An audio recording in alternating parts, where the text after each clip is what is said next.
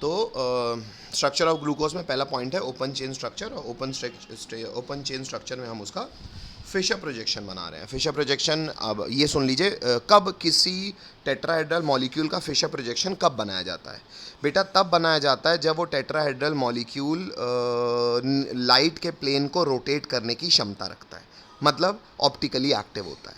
Optically active compound को on two dimensional paper दर्शाने के लिए बहुत व्यक्तियों ने अपने अपने प्रोजेक्शंस दिए, पर उनमें जो सबसे उचित माना गया वो फिशर का प्रोजेक्शन माना गया। आइए उस फिशर के प्रोजेक्शन में हम सबसे पहले अल्डिहाइड की अल्डिहाइड बोल रहा हूँ, ग्लूकोज की स्ट्रक्चर को जान लें, जो कि open structure, open chain structure कहलाता है। अब सुन लो बेटा, लिखो मत, पहले सिर्फ सुन लो।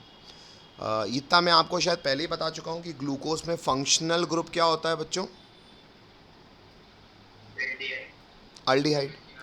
तो सबसे पहले मैंने रखा CHO।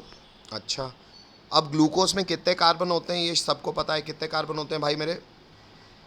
6। कितने कार्बन होते हैं? जो पहला कार्बन है बेटा और जो लास्ट कार्बन है, जो फर्स्ट कार्बन है और जो लास्ट कार्बन है, ये टेट्राहेड्रल, पहला वाला तो खैर टेट्राहेड्रल ही नहीं है, पहले वाले का हाइब्रिडाइजेशन sp2 है, ये तो ट्राइगोनल प्लेनर होगा, तो इसको टेट्राहेड्रल है ही नहीं, तो इसको दर्शाने की ज़रूरत भी नहीं है। अच्छा, आखिरी वाला टेट्राहेड्रल ज़रूर है, लेकिन इसके 2 हाइड्रोजन सेम हैं, तो ये ऑप्टिकल स्टीरियो सेंटर हो ही नहीं सकता, क्योंकि कोई भी कार्बन ऑप्टिकल स्टीरियो सेंटर कब होता है? A जब उसका स्ट्रक्चर टेट्राहेड्रल हो, और 2 जब उसके सारे बॉन्ड्स डिफरेंटली सब्सटीट्यूटेड हो। तो पहला वाला टेट्राहेड्रल ही नहीं है, इसलिए वो कायरल कार्बन नहीं है, और लास्ट वाला टेट्राहेड्रल तो है, लेकिन वो 2 हाइड्रोजन सेम होने के कारण वो ऑप्टिकली एक्टिव होने योग्य नहीं है, इसलिए मैंने इन पहले और लास्ट को नॉर्मल बनाया है। अच्छा, बाकी को मैंने एक क्रॉस से रिप्रेजेंट किया है। फिशर प्रोजेक्शन यही कहता है कि उसको क्रॉस से रिप्रेजेंट करो, ठीक है। उसके बाद अब बेटा फिशर प्रोजेक्शन में हम कभी भी बाकी के सब्स्टिट्यूएंट्स को लगाएंगे तो उनका किस डायरेक्शन में, वो कहाँ लगेंगे, ये याद होना चाहिए। अच्छा, तभी ये फिशर प्रोजेक्शन उसको ऑप्टिकली एक्टिव डिफाइन कर पाएगा, मतलब उसकी ऑप्टिकल एक्टिविटी डिफाइन कर पाएगा कि भाई ऐसा है, आपको याद होना चाहिए। उसको प्रोजेक्ट करने का उसने फॉर्मूला दे दिया आपको, 3 डायमेंशनल स्पेस में उसने काम किया और आपको बता दिया कि इस ग्रुप को यहीं बनाना और ये याद रखना, ठीक है। तो हमारी जो याददाश्त है वो राइट साइड से, मैं ऐसे राइम बनाया हूँ, ये मैंने ऐसे याद किया, तो मैं मेरे बच्चों को भी ऐसे याद कराता हूँ। तो राइट साइड से आपको राइम पढ़नी है। राइम है OH OH। राइम क्या है? राइम है OH OH। राइम क्या है?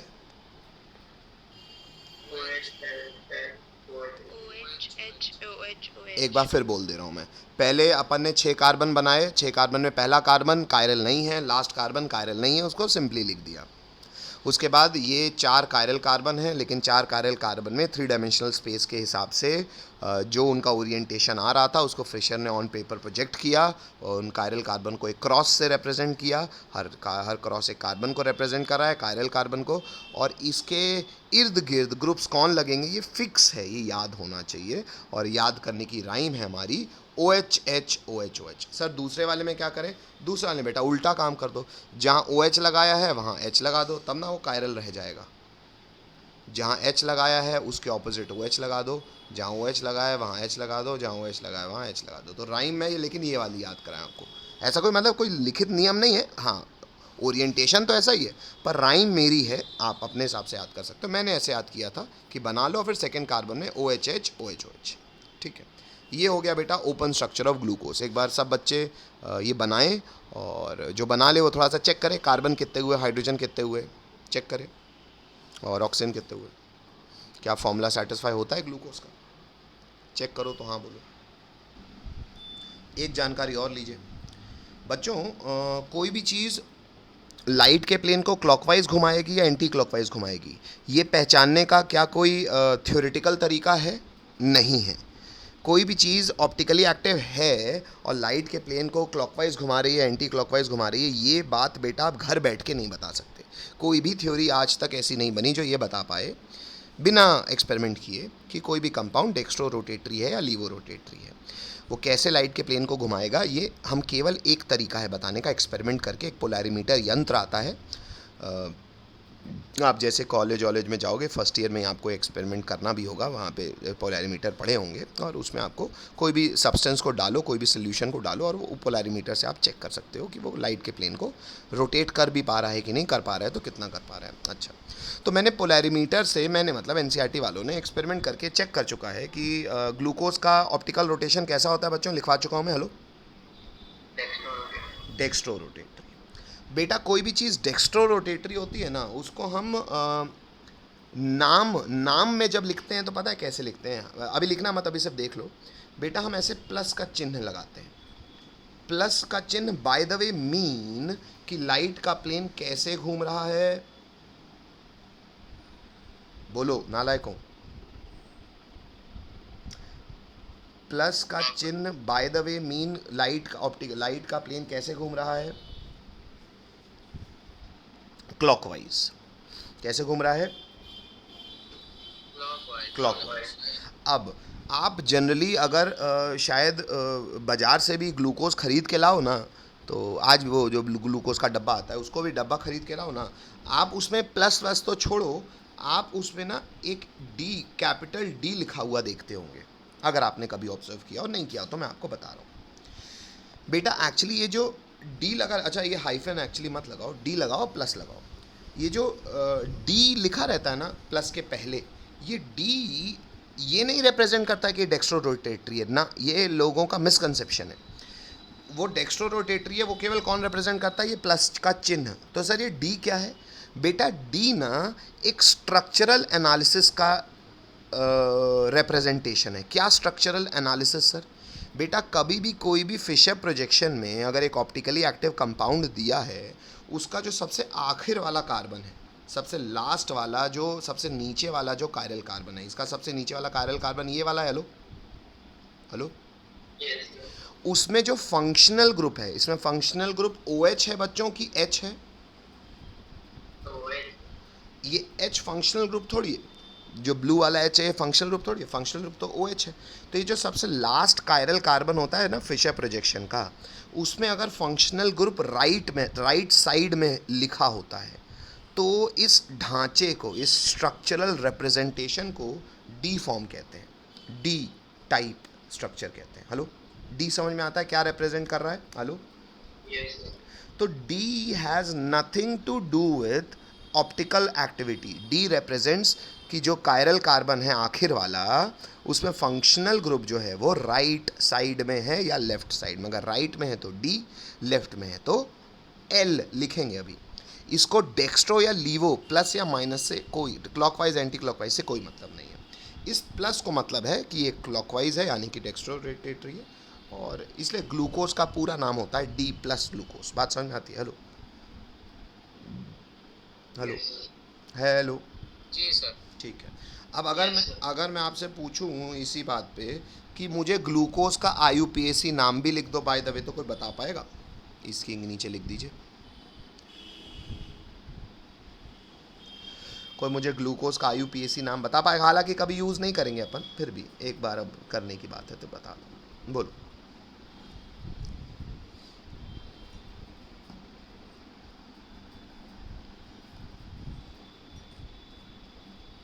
कोई नहीं बता पाएगा क्या? 2, 4, 5, 6 हाइड्रोक्सी X1AR। बिल्कुल गलत है, कोई और बताएगा? नालायकों, कॉमन सेंस का इस्तेमाल करो, गधे। कैसे कर रहा है?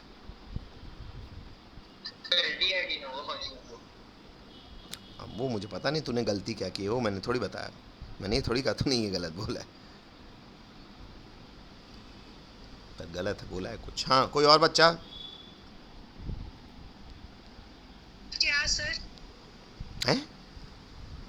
अभी भाजी तल रहे हो क्या? बताया तो क्या? सर अभी ज्वाइन किया तो मैंने। बेटा आपकी दिक्कत है, रिकॉर्डिंग देखना। अभी ये पन्ना, ये ग्लूकोज का स्ट्रक्चर बना दो, पॉइंट नंबर 1 लिख के इतना लिखो, और IUPAC नाम बताओ। हालांकि सवाल अभी ये, अच्छा भी आए हो तो बेटा मत आए हो, ये आधा घंटा 20 मिनट लेट आए हो भाई। सर एक्चुअली मैं सतना में हूँ नहीं, इसलिए मेरे को पता ही नहीं चल रहा, फोन भी नहीं मेरे पास। तो अभी कैसे आए हो? सर मेरी मम्मी ने फोन करके बताया। हाँ, तो ये 20 मिनट पहले भी तो हो सकता है। चलो खैर, किसी का IUPAC नाम आया? रिकॉर्डिंग देख लेना बेटा, यहाँ से स्टार्ट करो सुनना। हाँ, किसका IUPAC नाम आया? यस सर, बताऊं? हाँ बोल ना।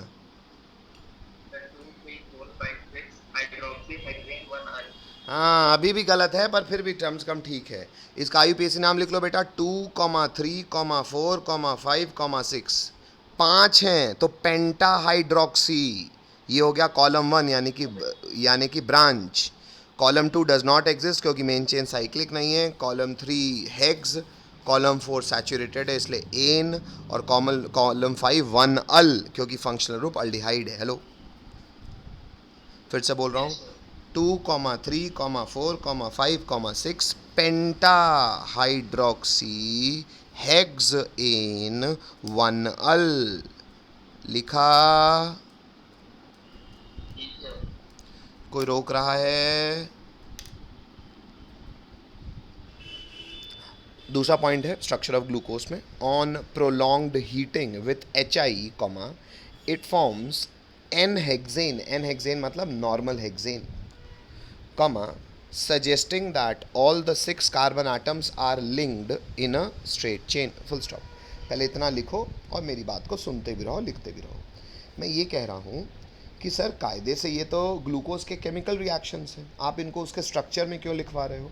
क्योंकि ग्लूकोज के कुछ बड़े फेमस से रिएक्शंस हैं बेटा, जिसने एक्चुअली दुनिया को मदद की। उसका जो स्ट्रक्चर हम पॉइंट नंबर 1 में बना चुके हैं ना, उस स्ट्रक्चर की सोच को बनाने में इन केमिकल रिएक्शंस ने दुनिया की मदद की, और ये हमें पता भी होना चाहिए। इसीलिए ये रिएक्शंस को हम उसके स्ट्रक्चर में ही 1 2 3 करके लिखते जा रहे हैं। तो पॉइंट नंबर 1 में हमने स्ट्रक्चर बनाया, और पॉइंट नंबर 2 में हमने फ़िलहाल इंग्लिश ये लिखी है, हिंदी ये है उसकी, कि ग्लूकोज को जब HI के साथ लंबे समय के लिए हीट किया जाता है, तो हीट करोगे तो सब चीज़ ख़त्म हो जाएगी। ख़त्म होके क्या बनेगा? एक लीस्ट रिएक्टिव कंपाउंड, और लीस्ट रिएक्टिव कंपाउंड क्या होता है? अल्केन। तो 6 कार्बन का एक सैचुरेटेड अल्केन बन जाएगा, जो कि हमें ये हिंट देगा कि ज़रूर ग्लूकोज के सारे फंक्शनल ग्रुप हटे तो बचा क्या? 6 कार्बन की स्ट्रेट चेन। मतलब ज़रूर ग्लूकोज में भी 6 कार्बन की स्ट्रेट चेन होगी। Hello hello, yes sir. चलो ये लिख लिया, हटा दूँ। फॉर्मूला होता है ग्लूकोज का C6H12O6, उसको HI के साथ हीट किया, और ये प्रोलॉन्ग्ड हीटिंग मतलब काफ़ी देर तक हीट करने से हमको प्रोडक्ट क्या मिला? 6 कार्बन की स्ट्रेट चेन, जिसे हम जनरल नाम होता है स्ट्रेट चेन को बोल देते हैं नॉर्मल ग्रुप, तो नॉर्मल हेक्सेन, एन हेक्सेन। इस एन हेक्सेन ने हमको ये समझाया कि ज़रूर ग्लूकोज का जो ढांचा होगा उसमें 6 कार्बन सीधे जुड़े होंगे, स्ट्रेट जुड़े होंगे, ब्रांच कोई नहीं होगा। ठीक है, इतना हमको शायद, हम स्ट्रक्चर ऑलरेडी बना चुके हैं तो हमको दिख भी रहा होगा कि हाँ सर 6 कार्बन स्ट्रेट जुड़े हैं, कोई ब्रांच नहीं है कार्बन की कम से कम। तो ये एक्चुअली दुनिया को इस ग्लूकोज की प्रॉपर्टी से पता चला था। ठीक है, आगे बढ़ते हैं। पॉइंट क्रमांक 3 में आ जाऊँ, कोई रोक रहा है? Yes sir. चलो, रोकने के लिए हाँ है क्या? No sir. चलो पॉइंट क्रमांक 3 में आते हैं क्या बेटा? हेलो, क्या बेटा? सर आपकी आवाज़ धीरे आ रही है। मेरी आवाज़ धीरे आ रही है। बाकी लोगों, आपको भी दिक्कत? मीटिंग ID फिर भेजूं? Yes sir. No sir. ठीक है। ठीक है, तो बेटा जिसको गड़बड़, अनमोल शायद आपको गड़बड़ है, तो आप रीजॉइन कर लो बेटा, है ना? चलो मैं आगे बढ़ सकता हूँ। चलो यस बेटा, पॉइंट क्रमांक 3 लिखेंगे। 3 भी एक केमिकल रिएक्शन ही है जो कि हमको बताएगा कि ग्लूकोज का ढांचा कैसा होना चाहिए। आइए, तीसरा पॉइंट पहले इंग्लिश लिखेंगे glucose react with hydroxylamine, HYDROXYL, hydroxyl अमीन।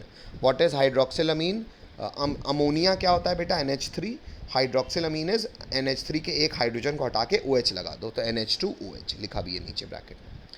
तो फिर से बोल रहा हूँ, glucose react with hydroxylamine to form an oxime, ये O है बेटा, OXIME, oxime, and add a molecule of hydrogen cyanide to give cyanohydrin, full stop। This reaction confirm the presence of carbonyl group यानी कि C double bond O और ये free valency in glucose. अब बेटा आपको समझ में कुछ नहीं आया, पहले इंग्लिश लिखो। क्यों आपको समझ में नहीं आया वो बता देता हूँ। क्योंकि बेटा टेक्निकली ना एनसीईआरटी में बायोमोलिक्यूल्स अल्डिहाइड कीटोन चैप्टर के बाद है। मैंने आपको शायद कल भी बोला था कि अल्डिहाइड कीटोन चैप्टर में आप ये पढ़ चुके होते अगर बायोमोलिक्यूल्स नॉर्मली पढ़ रहे होते तो, पर ये क्योंकि स्पेशल साल है तो टर्म 1 टर्म 2 में विभाजित है, इसलिए पहले बायोमोलिक्यूल पढ़ाना पड़ रहा है मुझे। कोई बात नहीं, ये समझा दूंगा मैं। ये एक्चुअली कार्बोनाइल कंपाउंड्स की एक बहुत ही फेमस प्रॉपर्टी है बेटा जो यहाँ लिखा हुआ है। तो क्योंकि ग्लूकोज कार्बोनाइल कंपाउंड की इस फेमस प्रॉपर्टी को पॉजिटिवली शो कर रहा है, तो मतलब ज़रूर ग्लूकोज में कार्बोनाइल ग्रुप मौजूद होगा। ये कॉमन सेंस तो समझ में आता है, वो कार्बोनाइल की प्रॉपर्टी समझा दे रहा हूँ, पर ये बात समझ में आती है? हेलो, बोलना पड़ेगा। जी सर। ठीक, लिखो पहले इसको, लिखो तो हाँ बोलो, फिर इसको मैं और डिटेल। अब बेटा डंडी खींच दो। क्यों सर? क्योंकि बेटा मैं ये मतलब ये आपको बायोमोलिक्यूल्स में डिटेल बताने की ज़रूरत नहीं है, लेकिन आपको ये समझ में नहीं आएगी जब तक मैं आपको कॉमन सेंस नहीं दूंगा। तो पहले ऐसे डंडी खींच दो, ऐसी डंडी, आपका थ्योरी इससे अलग हो जाए। ये डंडी खींच दो, समझ आ गया ना? डंडी खींचने का मतलब कि अब जो भी लिखना होगा यहाँ लिखोगे और फिर डंडी वापस बंद, और फिर जो लिखेंगे वो चीज़, जैसे फॉर इंस्टेंस यहाँ पे हमने कुछ लिखा है, फिर हम यहाँ नीचे लिखेंगे, तो मतलब उसके बाद आपको टेक्निकली ये लिखना चाहिए। ये मैं आपको बीच का कालापन समझाने के लिए बना रहा हूँ। चलो आगे बढ़ते हैं, आइए समझें। बेटा कार्बोनाइल ग्रुप में आपको ये जानकारी होनी चाहिए जो कि फ़िलहाल नहीं है। क्या हम सब ये जानते हैं कि कार्बोनाइल ग्रुप क्या लाता है? बोलना पड़ेगा। Yes sir. हाँ सर। क्या हम ये जानते हैं कि कार्बोनाइल ग्रुप में दोनों तरफ हाइड्रोजन हो तो अल्डिहाइड होगा? मतलब किसी भी एक तरफ हाइड्रोजन हो तो अल्डिहाइड होगा, और दोनों तरफ कार्बन के ग्रुप लगे तो वो कीटोन होगा। Hello, yes. क्या हम ये कॉमन सेंस से जानते हैं कि ये नेगेटिव और ये पॉजिटिव होने के कारण कार्बोनाइल ग्रुप की पोलैरिटी काफ़ी अच्छी होती है? हेलो, जी सर। Yes sir. क्या organic chemistry is chemistry of carbon, और इस कार्बन के पास कोई भी कौन अटैक कर सकता है बच्चों जो इलेक्ट्रॉन रिच होगा? ऐसा मानते हो? Yes sir. क्या नाइट्रोजन इलेक्ट्रॉन रिच है लोन पेयर की मौजूदगी के कारण? Yes sir. क्या ये माइनस इस कार्बन के प्लस की तरफ आकर्षित हो सकता है? होगा सर। ठीक है। जी सर। क्या अगर ऐसा होता है तो ये करने से नाइट्रोजन इलेक्ट्रॉन लूज कर देगा? मैं थोड़ा सा एक स्टेप में ही काम कर रहा हूँ, है ना? नाइट्रोजन इलेक्ट्रॉन एक सेकंड रुक जाइए, हाँ सर। रुक तो जाओ ना। हाँ बोल रहे हो मामी, फोटो तो सुंदर बना लेंगे यार। या वेरी गुड, सुंदर फोटो। तो क्या नाइट्रोजन अगर इलेक्ट्रॉन देगा और बीइंग इलेक्ट्रोनेगेटिव वो चिढ़ जाएगा कि मैं इलेक्ट्रॉन दे रहा हूँ, वो अपने हाइड्रोजन कह गए हाइड्रोजन भाग यहाँ से, उसका इलेक्ट्रॉन ले लेगा। और जैसे ही इस कार्बन के पास इलेक्ट्रॉन पहुँचेंगे, ऑक्सीजन क्या करना, रे तो औकात आए इलेक्ट्रॉन धरे का हम ही दिया, तो ये ऑक्सीजन वो एक्स्ट्रा इलेक्ट्रॉन रख लेगा। लो, सर। जी सर। जैसे ऑक्सीजन के पास से एक्स्ट्रा इलेक्ट्रॉन आया, ये हाइड्रोजन जा ही रहा होगा, ये हाइड्रोजन को ये ऑक्सीजन कहेगा ए कहाँ चले, इधर आओ, कहेगा ए कहाँ चले, इधर आओ। बात समझ में आई? पूरा इलेक्ट्रॉन फ्लो एक बार फिर से समझा दे रहा हूँ मैं, या ज़रूरत मतलब हाँ ठीक है, कार्बोनाइल कंपाउंड पढ़ाऊंगा। सच्चाई है बेटा कि बोर्ड के हिसाब से आपको ये बात तब भी ना पता हो तो चलेगा, लेकिन फिर भी एक चीज़ थोड़ा सा हजम होने लगती है। तो आइए पहले मैं फिर से ऑब्जर्व करा दूँ आपको। ये कार्बोनाइल ग्रुप था, इस पे कार्बन पे पॉजिटिविटी थी, हाइड्रोक्सिल अमीन का नाइट्रोजन का लोन पेयर इलेक्ट्रॉन रिच बना के वो दिया जाएगा इस कार्बन को। जैसे इस कार्बन को इलेक्ट्रॉन मिलेंगे, ऑक्सीजन ये पाई इलेक्ट्रॉन को अपनी तरफ खींच लेगा, O माइनस बन जाएगा। नाइट्रोजन इलेक्ट्रॉन देगा, चिढ़ जाएगा, हाइड्रोजन से खींचेगा, हाइड्रोजन रिलीज होगा in form of H plus. ये H प्लस जा ही रहा होगा, O माइनस कहेगा ए इधर। आइए मैं आपको फ़ोटो बना के दिखा दूं कि इससे होगा क्या। सर कार्बन के जो दो बॉन्ड थे वो एज इट इज़ रहेंगे। यहाँ नीचे एक नाइट्रोजन इसके पास आ चुका है, जिसके पास अब एक H है और साथ में एक OH। हेलो, और साथ में जो O माइनस था वो H के साथ बन चुका है OH। ये फ़ोटो में किसी को कोई तकलीफ़ हो तो बोल सकता है, हो तो बोल सकता है। नहीं है सर। नहीं है तो इतनी फ़ोटो बनाओ, अभी भी कहानी पूरी नहीं हुई है मेरी, पहले इतनी फ़ोटो बनाओ समझ के तो हाँ बोलो। इलेक्ट्रॉन मूवमेंट बहुत शिद्दत से, सुंदरता से, बड़ा बड़ा गाढ़ा गाढ़ा अलग अलग पेन से इस्तेमाल करके बनाना, तो शायद चीज़ें याद अच्छी रहेंगी। बाकी आपकी श्रद्धा इच्छा है, बनाओ तो हाँ। Yes sir. अब बेटा आपके पास तो जगह होगी नीचे, तो आप नीचे इसको फर्दर इस स्ट्रक्चर को आगे बढ़ाएंगे, क्योंकि एक्चुअली कहानी यहाँ रुकती नहीं है। क्यों नहीं रुकती? क्योंकि बेटा ये ना मॉलिक्यूल बड़ी आसानी से डिहाइड्रेट करने की इच्छा रखता है। क्यों? क्योंकि हो भी पाता है। और उससे हो क्या जाता है ये दिखाऊं आपको। बेटा ये मॉलिक्यूल ना बड़ी आसानी से डिहाइड्रेट करता है। मैं ड्राई नहीं कह रहा, मैं डिहाइड्रेट कह रहा हूँ।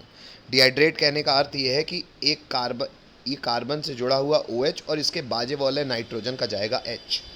यहाँ पानी था नहीं, पानी केमिकली बना और निकला, hence it is called dehydration. ये डिहाइड्रेशन बड़ी आसानी से, बड़ी इच्छा से ये मॉलिक्यूल का डिहाइड्रेशन हो जाता है। उससे क्या होगा बेटा, जो ये कार्बन था ना कार्बोनाइल ग्रुप वाला, ये एज इट इज़ इसकी जो भी 2 फ्री वैलेंसी हो रही आए, और जब ये डिहाइड्रेट करेगा तो सिंगल बॉन्ड तो बेटा यहाँ ही था, ये सिंगल बॉन्ड अब डबल हो जाएगा। साथ में है N, और इस N के साथ बेटा जुड़ा हुआ है OH। और इसको डिहाइड्रेट करने का इतना मन क्यों हुआ पता है? क्योंकि बेटा ये कॉन्जुगेट सिस्टम बन गया। कैसे? Pi sigma lone pair. तो ये एक कॉन्जुगेट सिस्टम, शायद हमें पता भी है, कॉन्जुगेट सिस्टम रेजोनेंस स्टेबलाइजेशन तक मॉलिक्यूल को पहुंचा देता है, इसलिए मॉलिक्यूल ये बनाना भी चाहेगा। और बाय द वे ये जो मॉलिक्यूल बना है ना बेटा, इस मॉलिक्यूल को हम केमिस्ट्री में कहते हैं ऑक्साइन। क्या कहते हैं? क्या कहते हैं? ऑक्साइन। और यही ऑक्साइन बनाने की बात शायद वो ग्लूकोस वाला टॉपिक हमारे इंग्लिश कर रही है। ये पहले फ़ोटो को पूरा करो, फिर वो इंग्लिश हम फिर से समझेंगे, शायद अब वो इंग्लिश हमको समझ में आएगी।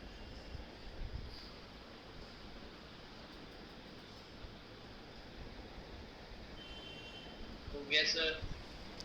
रोकने वाले रोको। सर एक मिनट।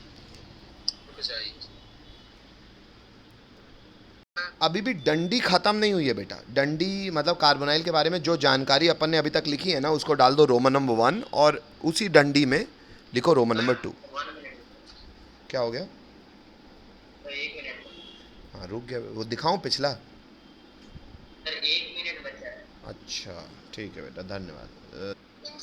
चलो बेटा, कार्बोनाइल की जानकारी में रोमन नंबर 2 डालेंगे बेटा उसी डंडी में। ये बायोमॉलिक्यूल्स के लिए बात वैलिड नहीं है। बेटा कार्बोनाइल ग्रुप का एक और बड़ा फेमस सा रिएक्शन है। हम शायद इतनी बात तो जान ही चुके हैं सर अभी, कि जो कार्बोनाइल ग्रुप होता है ना सर, वो कार्बोनाइल ग्रुप किसी भी ये कार्बन पे पॉजिटिविटी किसी भी माइनस को अट्रैक्ट करवा सकती है। समझ में आता है? Hello hello, yes sir. Sorry, ये कार्बन की पॉजिटिविटी किसी भी माइनस को अट्रैक्ट, वो माइनस प्यार किसको करेगा? प्लस को। तो कहलाएगा क्या बच्चों?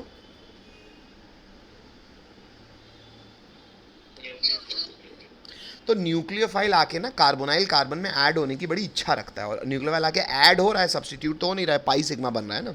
तो न्यूक्लियोफिलिक एडिशन करने का बड़ा अच्छा मन कर। हो रही है बहुत। अच्छा वॉइस ब्रेक हो रही है, रुक जाओ बेटा। सबको यस सर। सबको ब्रेक है?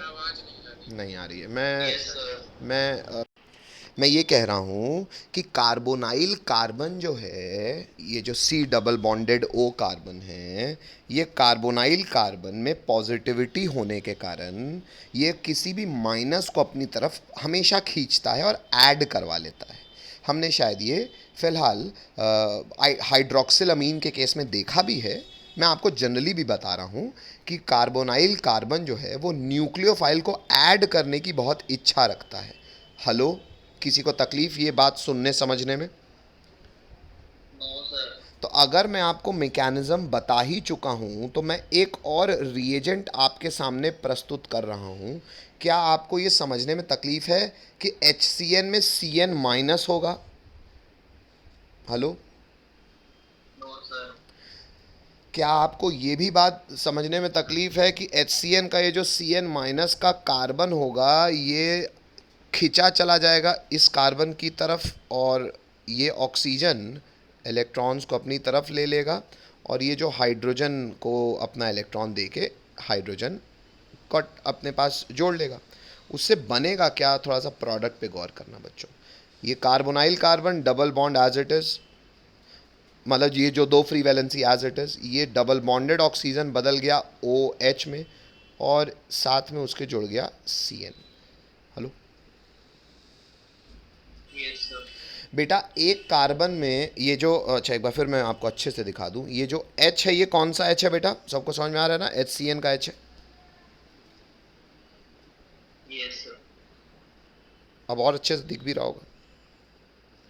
और ये जो कंपाउंड बना ना बेटा, जैसे ऊपर वाला जो प्रोडक्ट बना था उसको मैंने कहा था ऑक्साइम, वैसे ही कार्बोनाइल ग्रुप के साथ ये जो एडिशन कंपाउंड बना, इसका जनरल नाम होता है बच्चों साइनोहाइड्रिन।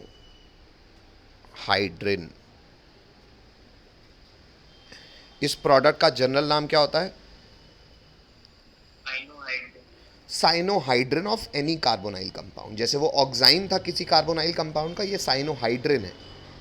और ये बहुत ही ज़्यादा फेमस रिएक्शंस हैं जो केवल कार्बोनाइल ग्रुप ही देता है। बस इतना लिखो, लिखो और डंडी क्लोज कर दो।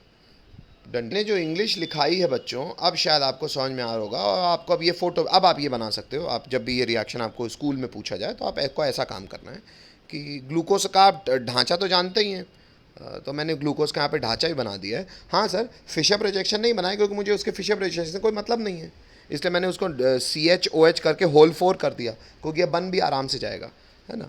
पर मैंने फिर भी अलग क्यों बनाया सर C6H12, क्योंकि मुझे कार्बोनाइल ग्रुप अलग से दिखाना था ना बेटा। तो मैंने दोनों बार ग्लूकोज का ऐसा सरल सरल सा फोटो बनाया बिना फिशर प्रोजेक्शन का, और कहा हाइड्रोक्सिलामीन और HCN के साथ जब रिएक्शन होता है तो कार्बोनाइल ग्रुप क्या बना लेता था? कार्बोनाइल ग्रुप बना लेता था अल्डिहाइड, और कार्बोनाइल ग्रुप बना लेता था साइनोहाइड्रिन। यहाँ पे इस बच्चे ने एक गलती की हुई है। अगर इसने सब कुछ दर्शाया है तो कायदे से उसको यहाँ पे एक H उसको बनाना चाहिए था यहाँ पे, हेलो, और एक H उसको बनाना चाहिए था यहाँ। ये CHO का H तो बचा रहेगा ना, हेलो, अरे बोलो। Yes, sir. हाँ sir. हाँ, Yes, sir. तो हम अब कायदे से अभी जानते हैं सर कि C double bond N bond OH oxime कहलाता है, और हम ये भी जानते हैं सर C पे CN और OH साइनोहाइड्रिन कहलाता है। तो क्योंकि ग्लूकोज ये दोनों बना रहा था, तो ऑब्वियस ही बात है ग्लूकोज का एक कार्बन तो ऐसा होगा ही होगा जिसमें कार्बोनाइल ग्रुप होगा। Hello, Yes, sir. तो पहले रिएक्शन ने मुझे ये बताया कि 6 कार्बन की स्ट्रेट चेन होगी, और दूसरे रिएक्शन ने मुझे ये बताया कि ज़रूर कोई भी एक कार्बन कार्बोनाइल ग्रुप ज़रूर होगा। चलो आगे बढ़ते हैं, लिखो तो, हाँ बोलो। नेक्स्ट, ग्लूकोज की स्ट्रक्चर को समझने के लिए प्रॉपर्टी क्रमांक 4, जिससे उसका स्ट्रक्चर दुनिया को पता चला। 14 पॉइंट लिखेंगे, पहले इंग्लिश बोल रहा हूँ मैं, लिखेंगे glucose gets oxidised to 6 carbon carboxylic acid. 6 carbon का कार्बोक्सिलिक एसिड का जनरल नाम होता है बच्चों ग्लूकोनिक एसिड, ब्रैकेट में इसलिए लिखा हुआ है। On reaction with a mild oxidising agent like bromine water, full stop. This indicates that carbonyl group is present as aldehyde group, aldehydic group। अब मैं हिंदी बोलता जाता हूँ, अब इंग्लिश लिखते रहिए और मेरी बात सुनते रहिए। यहाँ पे ये कह रहा हूँ बेटा मैं कि ग्लूकोज को ना एक माइल्ड ऑक्सीडाइजिंग एजेंट का इस्तेमाल करते हैं ग्लूकोज के साथ। वो माइल्ड ऑक्सीडाइजिंग एजेंट होता है, वैसे होते बहुत सारे हैं, पर ग्लूकोज के केस में जो यूज़ किया गया था वही बता रही है NCERT, तो मैं भी वही लिखवाया हूँ। Bromine water Br2 in CCl4 is also a good oxidising agent, ये आपको पता होना चाहिए, और एक माइल्ड ऑक्सीडाइजिंग एजेंट की तरह लोग उसका इस्तेमाल करते हैं। उसका इस्तेमाल हुआ भी ग्लूकोज के केस में। ग्लूकोज के केस में जब माइल्ड ऑक्सीडाइजिंग एजेंट का इस्तेमाल हुआ तो सबसे पहले मैं आपको Br2 ब्रोमीन वाटर का ऑक्सीडेशन का ताकत बता दूं। ब्रोमीन वाटर ऑक्सीडाइजिंग एजेंट ज़रूर है बेटा, पर माइल्ड है, और उसका एक्शन पता है क्या है? माइल्ड मतलब सबको पता है 1 स्टेप ऑक्सीडेशन होगा, लेकिन पता है ये बहुत सेलेक्टिव ऑक्सीडाइजिंग एजेंट है। ये केवल अल्डिहाइड को एसिड बनाता है केवल, और किसी को नहीं छूता। हेलो, केवल किसको एसिड बनाता है? Hello, hello aldehyde. बेटा, ये केवल अल्डिहाइड को एसिड बनाता है। अब पिछले रिएक्शन से मुझे पता चला है कि उसमें कार्बोनाइल ग्रुप मौजूद होगा, और अगर केवल एक 6 में से एक कार्बन एसिड में बदल रहा है, बाकी कोई नहीं बदल रहा, मतलब जो कार्बोनाइल ग्रुप है वो अल्डिहाइड होगा, और वैसा भी कार्बन केवल एक होगा, मतलब 6 कार्बन में केवल एक कार्बन पे कार्बोनाइल ग्रुप होगा, और वो कार्बोनाइल ग्रुप अल्डिहाइड का ग्रुप होगा। ये बात हमें इस प्रॉपर्टी से पता चली। नीचे रिएक्शन लिखा है, ग्लूकोज का स्ट्रक्चर बनाया, ब्रोमीन वाटर लिख दिया, और शायद आप ग्लूकोनिक एसिड का फॉर्मूला नहीं जानते थे, आज से जान गए। बाकी हर चीज़ सेम है, बस ये कार्बन को हमने COOH लिख दिया है। तो पहला कार्बन COOH, और बाकी सब carbon as it is OH के साथ सेम है। और क्योंकि ये ग्लूकोज से बनने वाला एसिड है, इसलिए जनरल नेम इसको ग्लूकोनिक एसिड कहता है। आप इसका IUPAC लिख सकते हैं, पर मुझे मतलब नहीं है। ग्लूकोनिक एसिड बड़ा फेमस एसिड है, ग्लूकोज का अल्डिहाइड वाले कार्बन को एसिड बना दो, वो ग्लूकोनिक एसिड का जनरल नेम है। तो इससे ये साबित हो गया, पहले रिएक्शन साबित हुआ कि 6 कार्बन स्ट्रेट चेन है। दूसरे रिएक्शन साबित हुआ कि उसमें कम से कम कार्बोनाइल ग्रुप एक तो है ही, और तीसरे रिएक्शन साबित हुआ एक तो नहीं, एक ही है कार्बोनाइल ग्रुप, और वो कार्बोनाइल ग्रुप भी अल्डिहाइड है। Hello, Yes, sir. ठीक है बेटा, ये पूरी अंग्रेजी लिखिए तो हाँ बोलिए। नेक्स्ट बेटा, पॉइंट क्रमांक 5 लिखेंगे।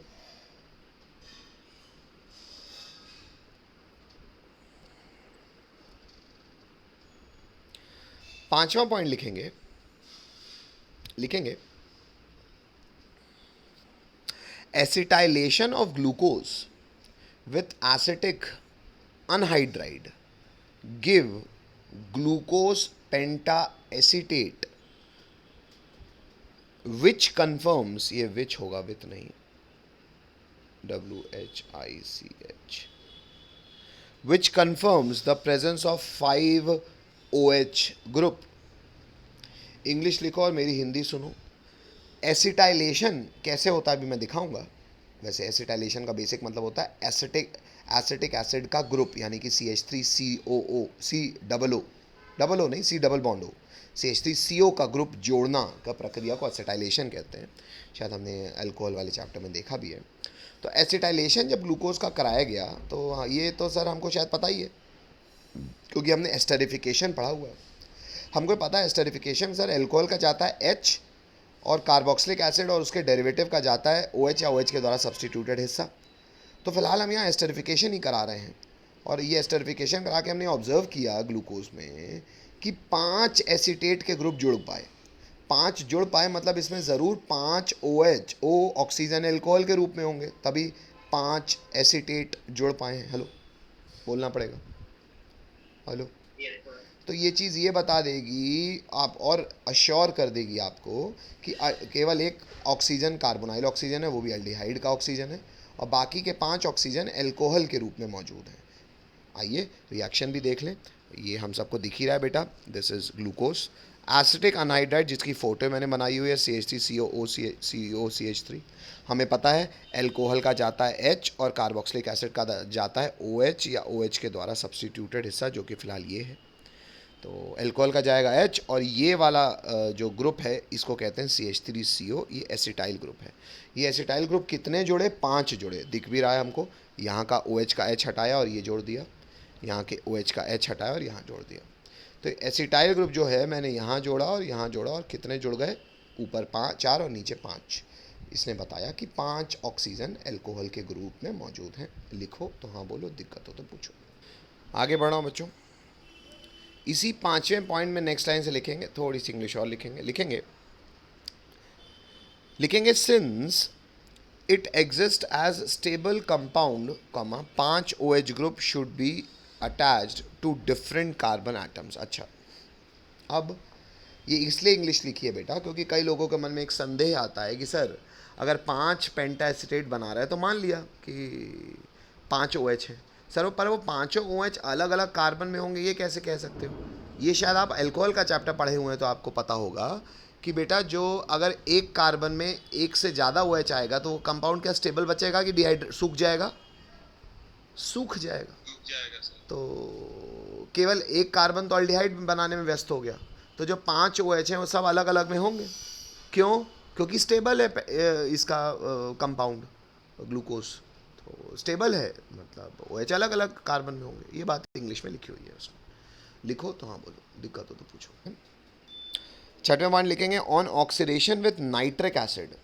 नाइट्रिक एसिड बेटा थोड़ा सा एक स्ट्रॉन्ग ऑक्सीडाइजिंग एजेंट है, और ऑक्सीडाइजिंग एजेंट है और ग्लूकोज के साथ इसका इस्तेमाल भी किया गया है, स्ट्रॉन्ग ऑक्सीडाइजिंग एजेंट है।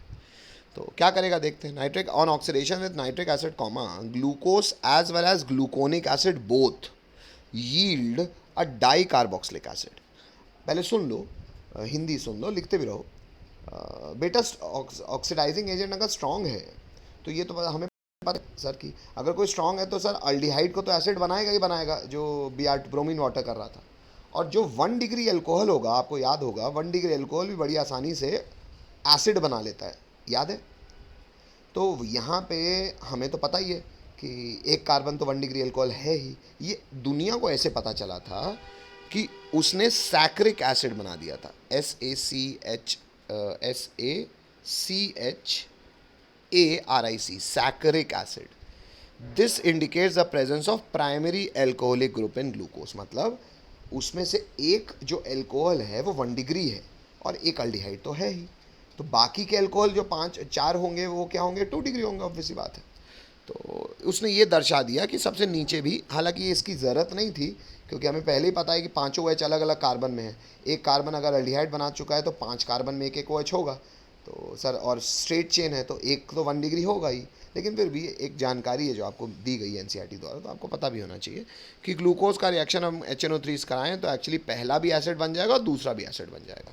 तो ये आप ग्लूकोज के साथ कराओ या आप ग्लूकोनिक एसिड। ग्लूकोनिक एसिड में क्या था बेटा, पहला तो एसिड था पर सबसे आखिरी क्या था, 1 डिग्री अल्कोहल, तो 1 डिग्री अल्कोहल भी एसिड बन जाएगा।